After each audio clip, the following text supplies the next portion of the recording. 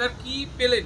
সকাল থেকে তো মাংস উদ্ধার হয়েছে কিছুক্ষণ আগে একটা। না আসলে দেখেন, আমরা যখন বাংলাদেশ থেকে আসলাম তখনই আপনারা জানেন আমরা বিইউর 56 নাম্বার যে ফ্ল্যাটটা, সে ফ্ল্যাটটা আমরা পরিদর্শন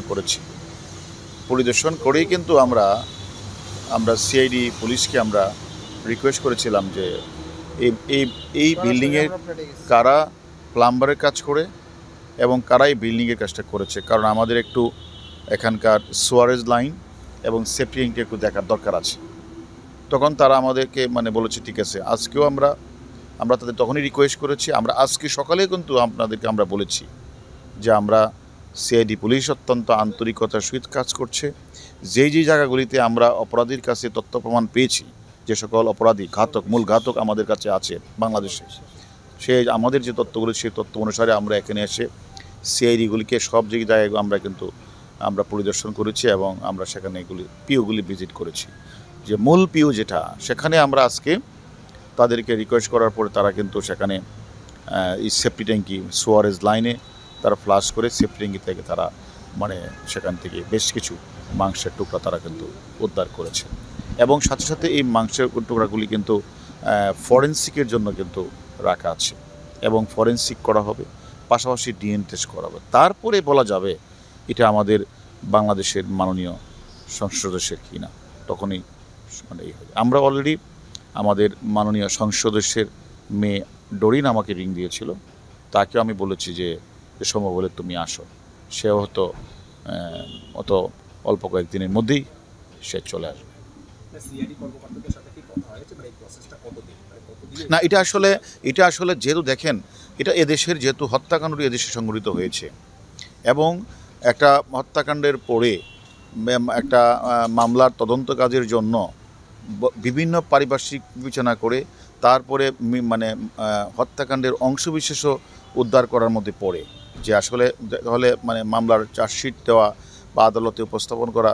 আমি আপনাদের যেদিন প্রথমে সেই এয়ারপোর্টে নেমেছিলাম সেদিনই কিন্তু আমি বলেছিলাম যে আপনারা মনে আছে কি না, যে আমরা আমাদের যে মূল ঘাতক আমাদের কাছে অনেক কিছুই বলেছে, সেই মোতাবেক আমরা বিভিন্ন জায়গাগুলি যাব এবং একটা মামলার তদন্ত করতে গেলে পারিপার্শ্বিক সাক্ষ্য যেমন দরকার, তেমনি একটা শরীরের পুরা অংশ না হলেও খণ্ডিত কিছু অংশ উদ্ধারের প্রয়োজন হয়ে পড়ে এবং সেই কাজটাই কিন্তু আজকে আপনারা লক্ষ্য করেছেন সিআইডি পুলিশ আজকে কিন্তু আমরা সেফটি ট্যাঙ্কি আমরা যেভাবে তাদের রিকোয়েস্ট করেছিলাম সেভাবে তারা কাজ করে কিন্তু সেই সেফটি ট্যাঙ্কি থেকে তারা কিন্তু মাংসগুলি উদ্ধার করেছে এবং প্রিজার্ভ করেছে এবং এগুলি আমরা ওনাদের সাথে কথা বলবো।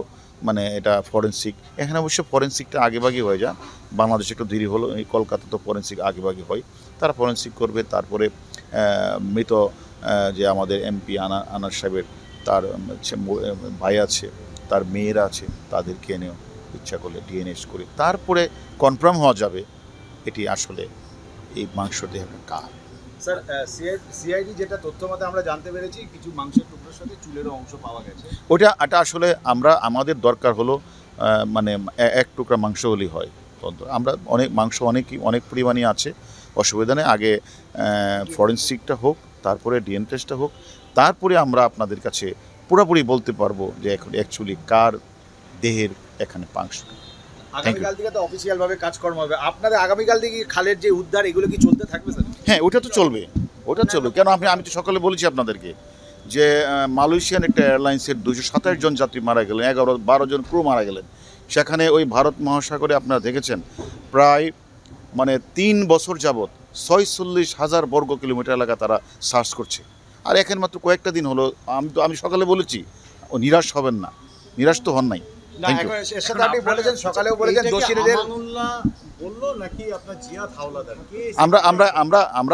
আমরা তো আপনাদের বলেছি, আমরা সে তথ্য নিয়েই তো আমরা এখানে এসেছি।